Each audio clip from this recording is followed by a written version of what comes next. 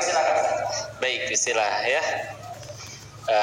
Saya nggak akan bahas lagi dari sudut pandang hukumnya, ancamannya, karena insya Allah itu mah semua orang tahu ya.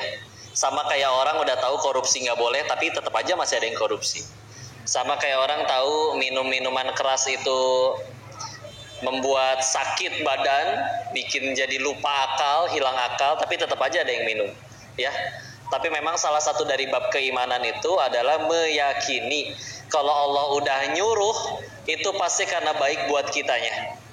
Kalau Allah sampai melarang karena pasti buruk buat kitanya. Dah, sesederhana itu. Ya, dan kita mesti terima nih karena kita bukan makhluk yang maha tahu. Apa buktinya kita bukan makhluk yang maha tahu? Sederhana, coba ada yang tahu berapa jumlah giginya sendiri, angkat tangan. Gak pernah ngitung jumlah gigi? Gak pernah ngitung ya? Ntar ada yang jawab ya, saya ada kok 2. Ternyata udah kakek-kakek ya, tinggal ngitung gampang ya. Nah, apalagi jumlah rambut, apalagi panjang usus, apalagi kapan meninggal, kita nggak tahu. Terus ketika kita yang tidak tahu, lalu Sang Maha Tahu menetapkan ketentuannya pada kita yang tidak tahu, terus kita so tahu, ya Allah yang terbaik bagiku bukan yang ini, itu selamat menderita ya. Kan sama, yuk kita lihat kalau misalkan dari sudut pandang, ini sebetulnya sudah banyak dibahas ya, apalagi yang di podcast-podcast tentang judi ya. Kita tahu ketika akhirnya orang main dan namanya judi baik yang online maupun offline kan itu ada yang nyiptain dong. Gak mungkin simsalabim jereng ada gitu ya. Nah masalahnya yang nyiptainnya kan ini orang, manusia juga. Manusia itu bisa lapar, punya nafsu juga, pengen ngenyangin perutnya juga. Yuk bismillah. Apa kita benar-benar serius berpikir bahwa bandar judi itu sengaja buat website judi untuk tujuan sengaja pengen bagi-bagi duit kepada seluruh pemainnya dengan cara dikasih menang? Mustahil ya. Bukan hal yang mustahil lagi itu, hil yang mustahil. Karena kalau emang dari awal mereka pengen bagi-bagi duit, yang dibangun adalah lembaga zakat infak sodakoh, brother ya. Mereka bikin itu sengaja untuk supaya ya bisa ngerjain orang, karena makannya dari situ. Jangankan itulah, di Lubuk Linggau ada mesin yang capit boneka, ada nggak? Ada ya. Jadi silakan coba beli mesinnya, nanti ditanya sama tukangnya, teknisinya. Ini pengen di putaran keberapa? Maksudnya apa Pak? Misal di putaran ke-10, nanti putaran ke-10 dia nyapitnya lebih kenceng. Iya. Coba bayangin kalau setiap putaran nyapitnya kenceng terus. Habis Pak, setiap ada yang main menang terus dia. Ya bangkrut yang ada. Ya. Kayak gitu aja diakalin. Apalagi jelas-jelas judi. Ya. Makanya yuk dari sini bismillah kita bisa menggunakan akal. Anggaplah kalaupun akhirnya kok ada tuh yang menang, dan menang itu saya sudah pernah bahas, itu sedang dikasih atau lebih tepatnya diizinkan, dibiarkan menang untuk sementara waktu ya. Tapi kalau ditarik panjang ya secara algoritma, kalau nanti ada yang belajar ilmu IT ya, programming, emang algoritmanya disetting supaya orang nggak bisa menang terus menerus, pasti ada momen kalahnya pasti lebih banyak ya. Terus kita dengan sengaja terus menerus mainin, anggaplah ketika menang dan kita nggak main lagi pun ya tetap aja Allah nggak suka. Nah kalau Allah udah nggak suka, ini yang jadi masalah ya, karena pasti akan timbul masalah-masalah lainnya. Jadi ya di sini mengajak lah, misalkan kayak begini, ada orang naik motor di depan, ada pilihan jalan kiri sama kanan, dia ternyata belok kiri terus jatuh karena lubang. Terus kita masa sengaja belok kiri juga biar pengen jatuh di lubang yang sama? Kan nggak mau. Makanya ketika ada orang ngelihat, oh udah pernah banyak sekali mendengar orang ada yang bangkrut gara-gara judi, orang ada yang segala macam kepahitan ya.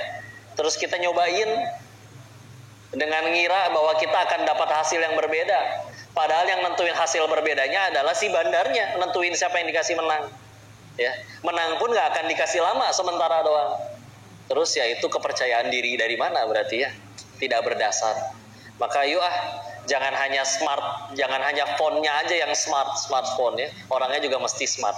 Dan ketika kita ngelakuin sesuatu yang Allah larang tuh ibarat kayak di depan meja ada 2 gelas, satu susu, satu racun. Terus kita mau ngambil yang mana? Yang susu atau racun? Susu. Kenapa ngambil racun? Ini akal menghalangi. Gua minum racun rusak, mati. Ya. Terus udah tahu Allah larang, pencipta alam semesta dan maha baik, maha tahu, ia melarang. Terus kita yang tidak maha baik dan tidak maha tahu, so tahu bahwa itu pasti baik buat kita. Kan aneh. Ya. Maka ya sudah ya. Itu mengajak berpikir aja, bismillah.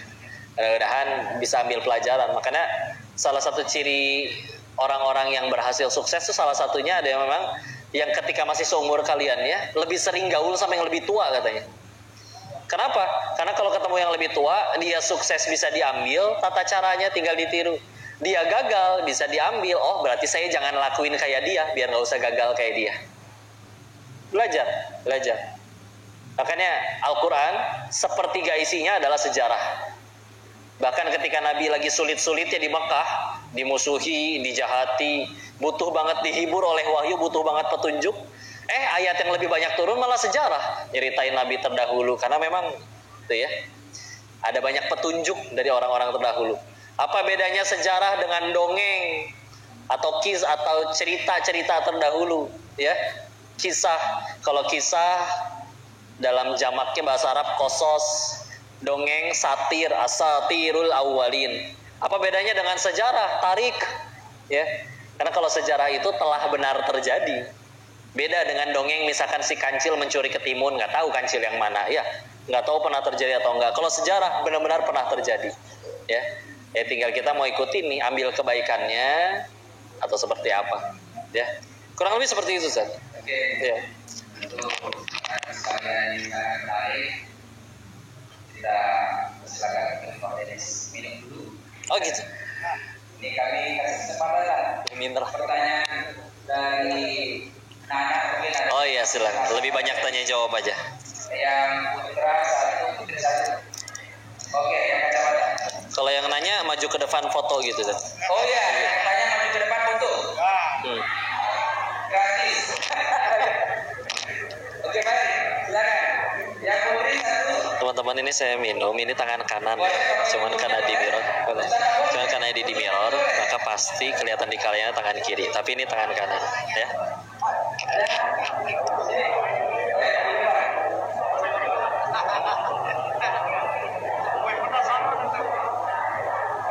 Ini ada request dari tim kita maksimal sampai jam 14.20 ya. Kemudian kodenya sudah minta untuk mengunjungi madrasah kita. Setuju? Untuk minta didoakan. Coba lihat ya. Oh berarti nggak ada sesi foto-foto itu. Foto-fotonya nanti di ruang depan. Baik, yang putri. Hongkong rungkat. Nggak akan gua kasih tahu.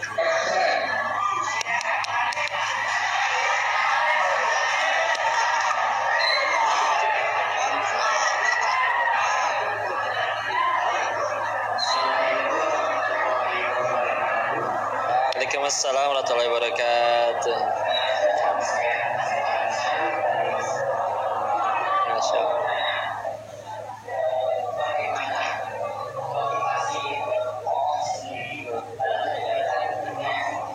Iya.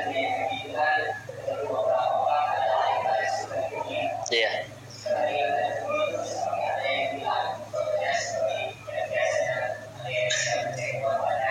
Iya.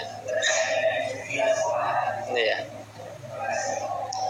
Baik, istilah satu lagi. Coba. Tampung dulu. Waalaikumsalam warahmatullahi wabarakatuh. Ini di Lubuk Linggau, Sumatera Selatan.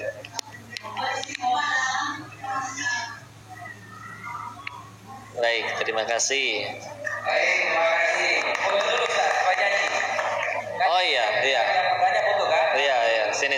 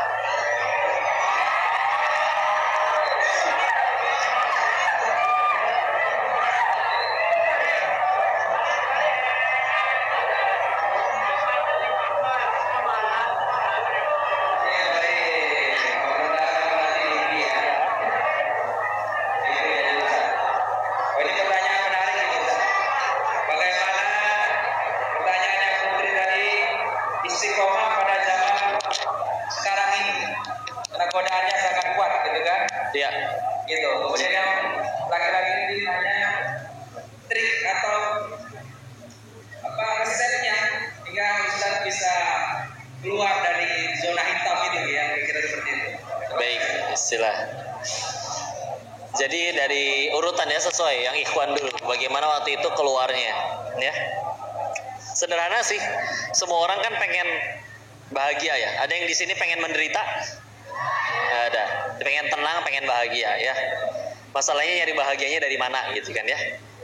Nah, kebahagiaan-kebahagiaan yang kata kita itu, menurut kita itu sumber kebahagiaan, misalkan seperti harta, jabatan, dan yang lain-lain, itu baru menurut kita.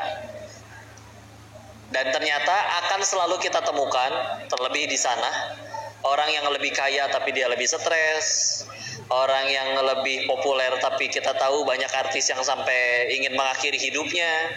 Kalau bahagia dari pasangan tampan, cantik, rupawan, banyak artis kawin cerai, pasangan song-song juga cerai, ya.